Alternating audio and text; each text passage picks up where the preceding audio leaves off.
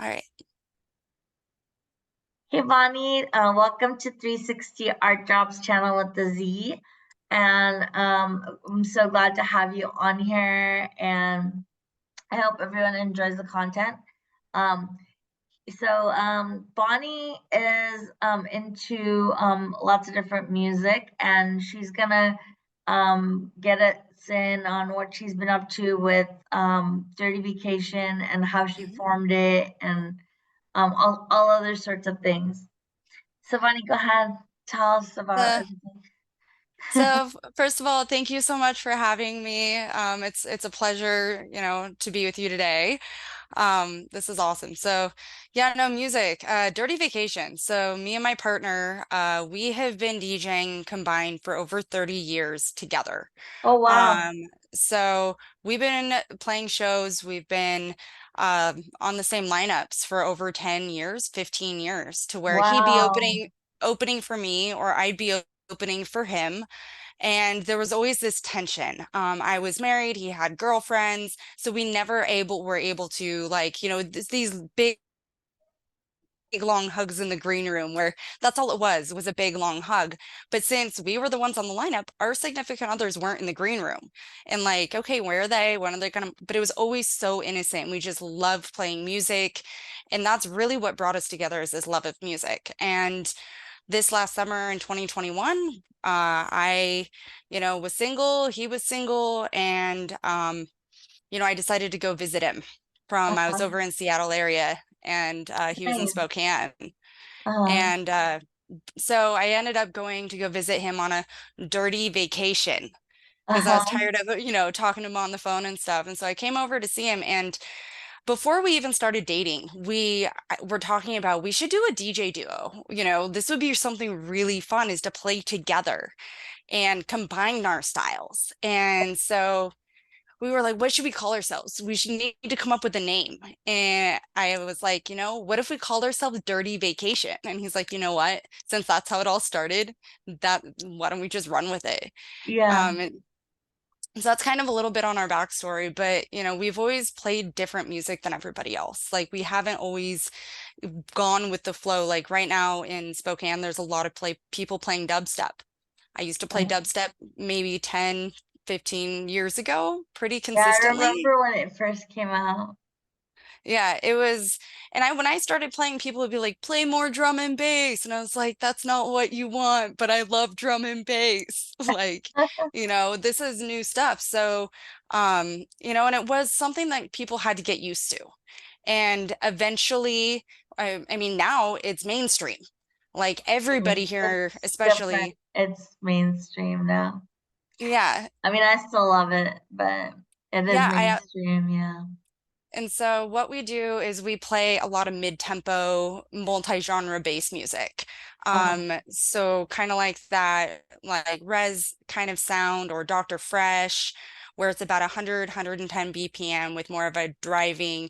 It kind of sounds like mid-tempo breaks, electro breaks, that old Okay. school kind of like grimy, a little bit dirtier of house music, but it's like mid-tempo. It's not 128 or 120 beats per minute. It's like 100. So it's like that almost industrial kind of driving bass, like mid-tempo. I call it mid-tempo. But Right. because we bounce through multiple different genres, we keep people on their toes.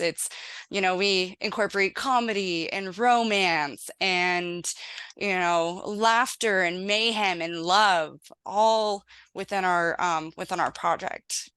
And Uh-huh. we even have custom visuals that we did. We went and did a photo shoot and have little video snippets that our VJs can use to put up on like full LED boards. So there's like little videos of us being silly and dancing and putting, pie pans with whipped cream in it in each other's faces, and you know us just having a real good time. But the combination of our visuals plus our performance is absolutely incredible.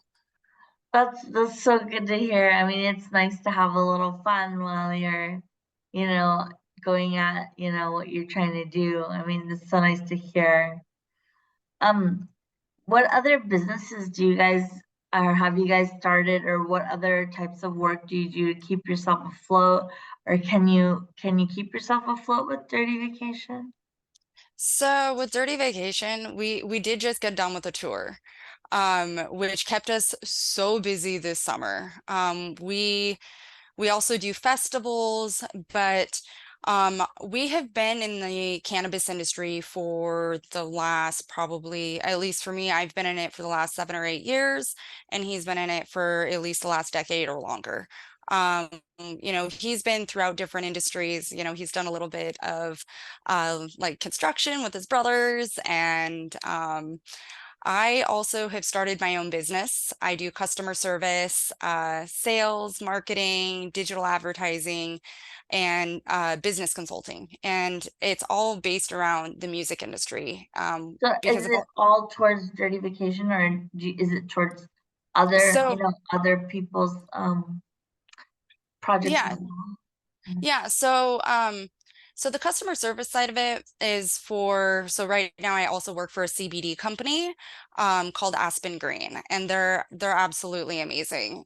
So I get to do that from home and provide excellent customer service. I love talking to people and helping people. So it's nice going from the cannabis industry, like being a bud tender or working on farms here in Washington, to being in an industry that's more like health and wellness based.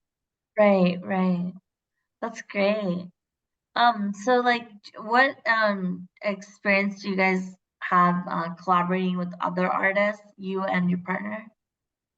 So we have helped on the event and production side of like more so collaborations with throwing events, hosting events, and bringing in artists from you know out of town, and also like we've got friends that are like, hey, we're gonna throw an event. We need a bunch of artists, so we do like local bookings for events. And but for music projects, we just got all the pieces to our studio. Uh-huh. So we're going to be building our music studio, and we're going to Really start with, exciting. yeah, start with productions. I went to music and media production school in San Francisco a little over 10 years ago. So Uh, I finally am in a stable enough place in my life to where I'm motivated to make music again. nice. So that's where we're working towards, is building our studio, getting tracks produced, and hitting the road running, next spring with tour, and having fun this fall, going to shows and doing shows with Mahalo Promotions here in Spokane. That's so great. Yeah, I actually lived in San Francisco myself for a while, and it was a trip. Now I'm like out here in Bangalore, India. That's a trip too, because it's completely different, like values and culture, and I'm planning on getting back out there. I actually want to live in Seattle or somewhere in Washington, because I lived most of my life in California, and it's become really, really expensive. Not to say that, Washington is like totally cheap, because I know that it's expensive there too, but it'd be like a dream, like for me, like to go live over there maybe. Let's see how things work out. But um, so I wanted to ask you about the biggest challenges you've had throughout the years, individually, and also now as you've partnered up, like what are the biggest challenges that you face in these two type of situations?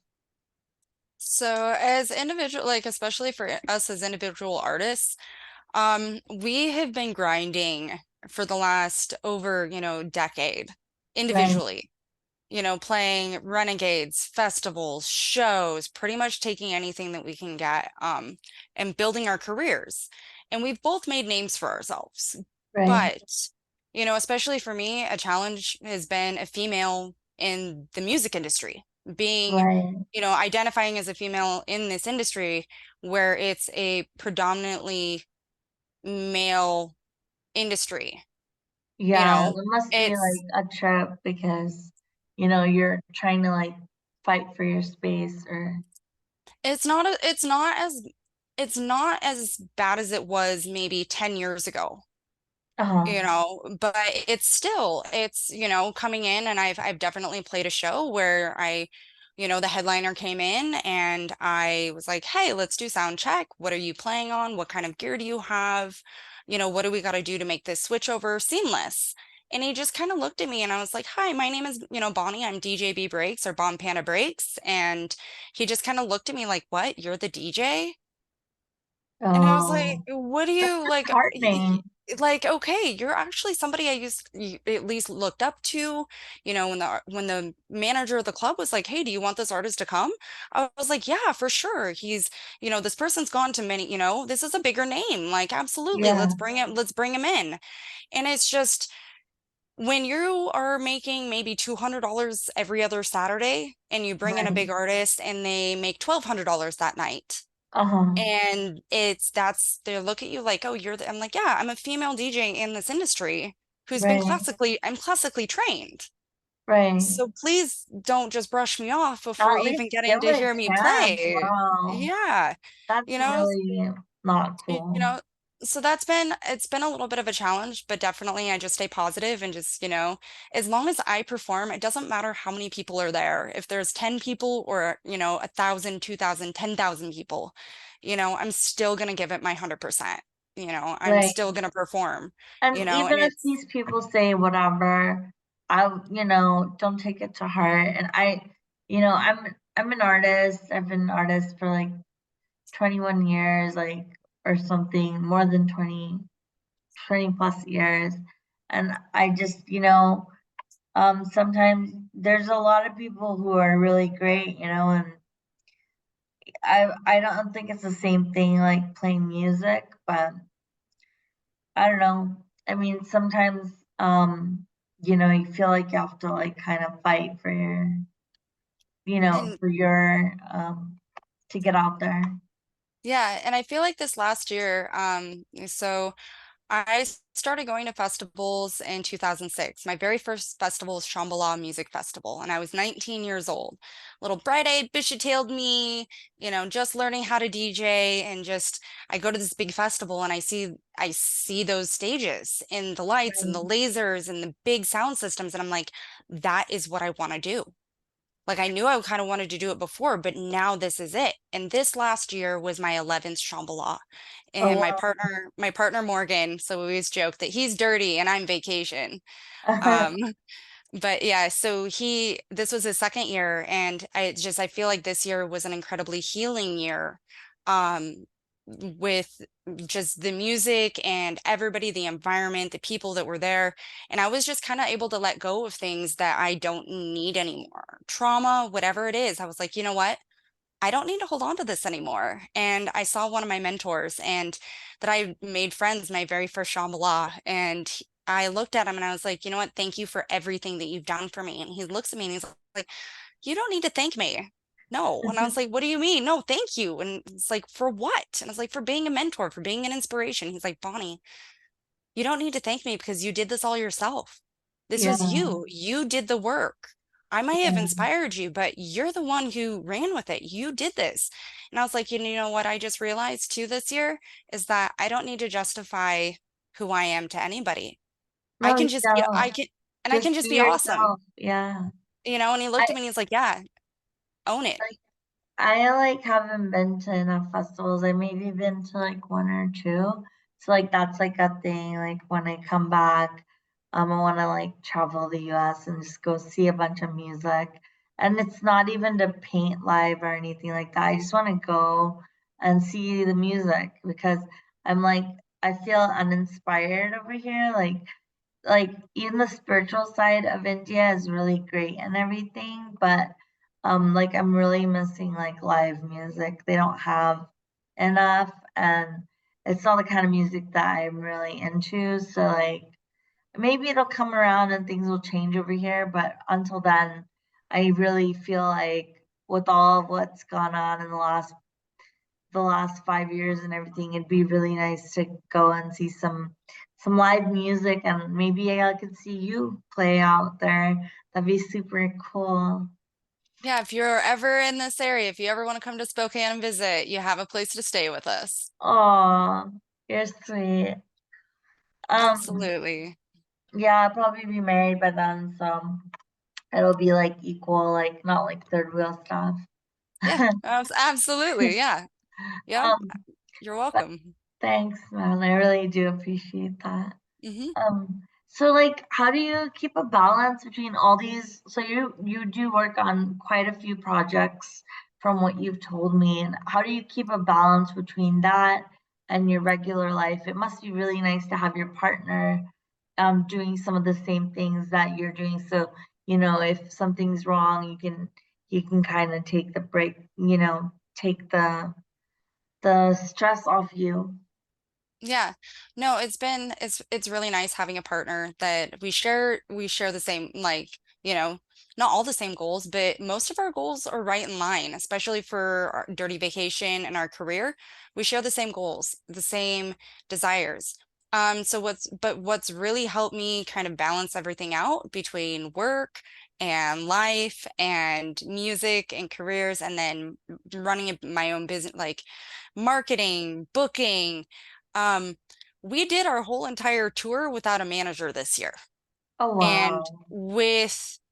I think we double booked ourselves twice, or to the point where we'd have to leave one show with maybe 15 minutes to spare to get to the next one with enough time to get on stage. Oh So wow. to prevent that from happening next year, we do have a manager now and Great. she's helping us keep our calendar straight. So I've got a Dirty Vacation calendar. I've got like three or four different calendars in Google calendars right now. So that way, and I can share it with people who are important in that, so when people are like, hey, are you guys available on this date? I can check the calendar and make sure that we have it available. It's not, our bookings aren't going to be too close to where we're playing every single weekend in Spokane for a whole month to where we're going to be oversaturated. Right. So we have to be kind of picky about where and when we're playing and making sure that everything isn't too saturated in one market. Uh-huh. Um, and then just taking the time, utilizing the tools that are out there to do marketing and advertising. So that way, we're consistently posting to Facebook and Instagram, but making sure the content is different and tailored to each one of the platforms. You're most welcome to share it in the group that I have, as many of the events that you have done or events that you're about to do. And also, so you want to share that with us, like the events that you recently done and the ones that you're going to get into?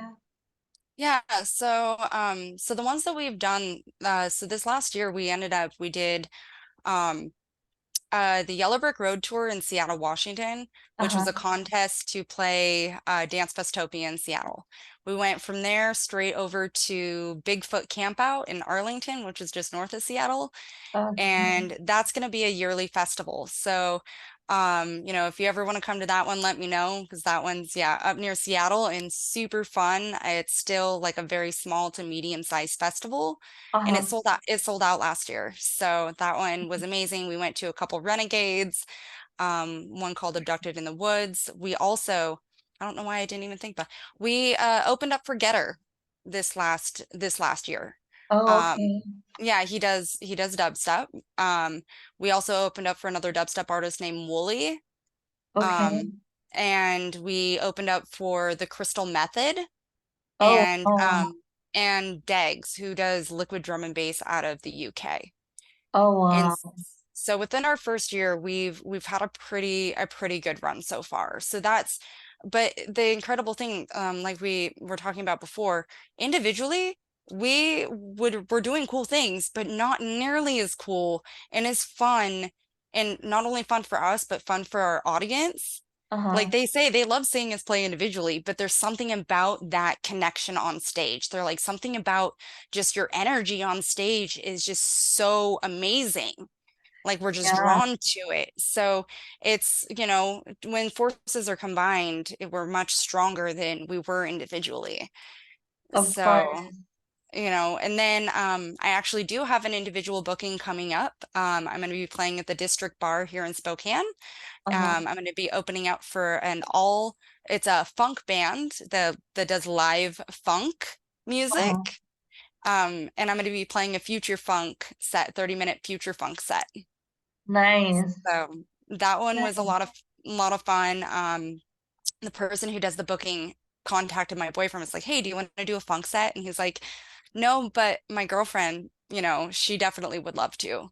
And so this is the first time I've had like to get booked for a show like this. Hey, I need a 20-minute mini mix to submit to the agency to make sure Uh-huh. to get approved. And I was like, Right. all right, cool. And so I whipped up a quick 20-minute mini mix, a future funk mix. And within a few days they get back to me and they're like, yeah, we want to book you. And Right. at that point Reminder. I still didn't know who I was playing for, but I was excited. So That's awesome. That's awesome that it aligned like that. So yeah. just before we keep talking, do you want to Yeah. drop your links and your merch line, and talk about your Yeah. merch line? Yeah, so with on Linktree, it's Dirty Vacation. I think it's just dirty underscore vacation. It Uh-huh. takes you to everything, but on it's Printify, there's a Dirty Vacation shop. That's where our merch line is. Uh-huh. Um, we also have on Instagram, it's Dirty Vacation. So I've done it really easy to find us. Pretty much anywhere on socials, you type in Dirty Vacation, you should be able to find us. But the easiest way is our link tree. And Okay, it's just cool. dirty underscore vacation. And the top like option that you can click on is our merch line, but we have sweatshirts. We've designed sweatshirts, joggers, leggings, fanny packs. We've got a jersey and a backpack Sweet. and some t-shirts and stuff too. So Nice. You always have to start from somewhere, and you started from, there's a lot of stuff going on. That's yeah, nice. and we've already gone through 100. So we had 100 t-shirts printed last fall. Oh, At the wow. begin or yeah, or it's either no, it was in 20, yeah, the beginning in like 2022. And we went through all 100 shirts. And so That's it's really good. fun. It's really fun when we go Congratulations. out, thank you, when we go out to shows and Uh-huh. we see, a crowd full of Dirty Vacation shirts. So we just played a show at the Red Room before we went to Shambhala Music Festival, and it was a house night. Usually they play dubstep at the Red Room, but this night was a all house night, and it was like a party rockin' house night. And Uh, so we had so much fun, and it was incredible to see. There was like 20 people, like 20 of our friends in Dirty Vacation shirts in the crowd. that's And super so sweet. like our first 100, that's our mark ones. So if you have one of those, then you're one of 100, and we're not making any more of those. So those are limited Nice. edition. And then we decided to do drop shipping. So that way, if people want to order them and have it specific to their size, they can do that. Nice. Nice, man. So, where do you think the music industry is headed? Oh, that's a good one. So I'm actually really excited for where the music industry is headed. There's been I feel like maybe small, medium-sized festivals are going to start maybe popping up more so in Oh, areas, yeah, uh-huh. because, I've done everything from small festivals to Renegades to, we went to EDC in I Las want to go Vegas. to that, but it might not be next year. It might be the year after that. I really want to go though. Yeah, it was a ton of fun. Be sure if you do go, tips for EDC, wear a chest sort of pout like a fanny pack or Okay. something around fanny pack. Keep it on the front like your belongings like phone, wallet. It's really a good idea not to bring anything into that festival that you wouldn't mind leaving there. Oh, okay. You know, Good um, to know. yeah, because we got pickpocketed on the second day. Oh, And we made the most of it and we had fun the rest, like on Sunday. Sunday was great. First day was great. Saturday, it was a challenge, but we persevered. And it's just with 135,000 people on a racetrack, it can get a little hectic. yeah, And so I'm really happy that, everything went like there wasn't any major events or major incidents or anything. And, right. I did see some of the most beautiful things and heard some of the most beautiful music and art and people. But also, I think just like with life, there was also a very dark side, Yeah, where I'm like, wow, this is incredible. Just the duality. I feel like that festival really it brings showed, that out. it brings out the duality in just the human nature with that many people, Yeah. but one of my very most favorite festival, Shambhala Music Festival, that one was my first one. I always recommend that one to everyone. Okay. If you haven't gone, Which that one, month is it in? that is in July. It's like the last Where is it? week in Salmo, BC, on the Salmo River Ranch. Okay. So it's in British Columbia. It's about 2 hours and 20 minutes, 2.5 hours from Spokane, Washington. Oh, okay. All So right. yeah, it's just a little bit north of us, Okay. and across the border. Okay. Well, I'll have to check that one out. Wait, what month did you say it was again? July. Oh, July, okay. All right. Hmm. Yeah, I'll And keep that in mind. I but don't know when, because I was thinking I'd go to Coachella and then Burning Man and um, Lost Lands and then Base Canyon, but I didn't mhm. think like of that one. So maybe if I come a little bit before. Right now, I can't make any plans, so like Yeah. yeah, No, because and Shambhala will be there, for years to come. This next year is their 25th, oh their wow, 25-year anniversary. nice. Yeah, So maybe in 2 years. I don't know. yeah. I'm not really sure. I've just got this whole like schedule here in India that I'm like trying to just like lose weight and just like kind of up my social life just a little bit so that, when I come out there and I have everything like I've like my school on is like not fucked up and stuff like that. But yeah, I mean, I'm definitely down to go to those. Maybe and I'll definitely maybe hit you up and see if we can go together, maybe. Yeah, no, that I would love that. It's that festival in particular. I always love taking people for their first time, because just watching their faces light up like little kids, like it's one of those festivals where everybody's inner child is running free. Yeah, And I you just hear see ya. everybody's inner child. And it's like you get to see amazements. It's like, look at the lasers, look at the art. Like, how is this even real right now? It's like I almost like to call it the Burning Man of the North, with the whole vibe of art, and plus they're Canadian. And I feel like, Canadians are pretty polite. Not all Canadians. I've talked to some, they're like, we're not all super nice. And I was like, yeah, I know. But most of you do say you're sorry, and Yeah. like even my Canadian friends at this point, they're like, Bonnie, you're Canadian. And I was like, thanks. We trick people and play joke, it's like, oh, wait, no, I am Canadian. They're like, are you Canadian though? I'm like, no, I'm definitely American, like born and I raised in feel you Idaho. on that happiness feeling, that vibe that you got when you're like in a moment. And I haven't had one of those in a really, really long time. So I'm about due for one of those. Yeah. No, and I'm really proud. I'm really proud of Spokane and what's happening in our Spokane music scene. Mahalo Promotions here in Spokane has been throwing incredible shows and has built, a beautiful little community here. And it's beautiful to see what Spokane can do when the community decides to come together to Right, build something beautiful.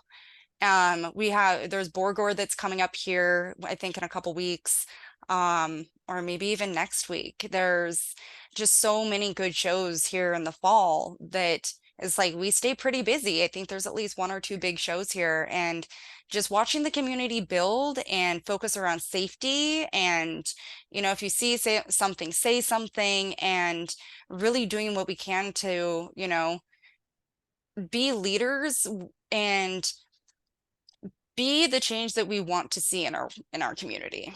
right. So you've been DJing for like over 20 years? So I picked up I picked up a set of turntables in 2005. So Okay. that was like 17, 18 years ago. And my boyfriend, he's been DJing for just about as long. Okay. And I started producing shows and throwing my own shows in it was January of 2009. Okay. Yeah. So it's almost about 20 years. And I wanted to ask you, like, what are the most memorable moments of you DJing or your the response from the crowd to you, or just a memorable event, even if you weren't DJing, but you went to it? I guess that would be Shambhala for you. Yeah, but just Yeah. I guess like the most memorable events, maybe that you DJ'd at. So I think one of the most memorable events has been performing with Morgan with Dirty Vacation. The Getter show that Mahalo threw. That one was incredible. It was a sold out show. You know, we had blow up dolls that we'd throw out into the crowd. And so you'd see these blow up dolls getting tossed around the crowd all night. Just instead of beach balls, there's just inflatable dolls. Right. It's just having that feeling of doing what you love, being on stage with your partner Um, and having the crowd feel that energy and get just as excited as you are. And playing on full production on, the Void sound system, which is incredible, and having a whole LED wall behind us with our faces on it and our visuals and watching the art that we made being actually come to life in full production right, in like every different way. in every different way. It's like I just sit there and it's like it's almost brought me to tears that I look back and I look behind me and go, wow, look at that. Look at us being silly on screen and our friends going, oh my gosh, look at them. Oh, this is incredible. Like I didn't even like there are friends and then I come off, they're like, this was like they're almost starstruck. I'm like, no, no, no, I'm like, we're still here. It's like, who are you? This was this was amazing. So just, watching that, that show in particular, we were at, we've gone to multiple events after that and met people and then be like, oh, wait, I think I saw you play at Getter. Oh no, we were in Moscow and Lewiston, Idaho, little college towns not too far from here. And there was people there and we're like, didn't know if we would know anybody and looked like there was a bunch of, a group of ravers and we talked to them. They're like, oh, wait, did you guys play? Did you open up for Getter? And we're like, yeah. Like, we saw you. That was like one of our favorite sets of the night. Oh my gosh, I Oh, can't believe we get to see you play again. This is so exciting, So, and then going to different shows, like going to Beyond Wonderland and, sitting up on the hill and one of the workers coming down and being like, hey, you guys did a really good job at Wooly. Like that was incredible. You know, when you threw those blow up dolls, I actually have, no, I think that was the Knitting Factory, but he's like, that those blow up dolls, I actually have one of them still. And he's back at camp. And I was like, oh my gosh, that's Leroy. Because that's what it said on the box. His name was Leroy. And like, it was just the friends that you make, the connections that you make, the lives that we end up touching that we don't, and they're like, no, that was incredible. Thank you so much for doing what you do. And after Beyond, the last night, with all the tragedy in my heart and condolences go out to the lives that were lost at Beyond. But Where was that? that was at the Gorge. Oh, so that was in Washington. That was in Washington. And, I was really torn on whether or not, so we were at the Wild Horse Campground and on Sunday we were, they're like, if you want to stay one more night, you guys can stay one more night. And we're like, yeah, we're safe here. We might as well stay for the rest of the weekend. All of us are traumatized. So let's come together as a community and be together instead of individually at our camps or going home and just trying to process what happened individually. Right, And that's really so tough. I talked to the owners of the campground and they're like, Bonnie, they've set up a sound system and they have DJ gear. will you please go share your gift with everybody? Will you please go play music? And I was like, Mhm. well, and kind of told them my predicament. And they're like, no, Bonnie, what we need is music right now to bring everybody together for healing. Please, please go play music. Please, will you? And I was I like, all just right, can't believe that happened. Like, and it I was, heard about it, but I was just like, is this real? Like, this is crazy. yeah. And it was very surreal. And, it's, and I went and I played music, and but Like, the kids that set up their sound system and speakers and stuff, they said they had never played music in front of people ever, oh ever. wow. They've never performed in front of people before. This is their first time getting to perform. I was like, I wish it was under better circumstances, but this is incredible that they're allowing us to do this to bring the community together. Right. And so I came up and I, was like, okay, I'm gonna, is it okay if I play? And I talked to him, got everything all set up, and I started doing my thing. And I had, all of my Spokane friends and all the friends that I had made at the campground.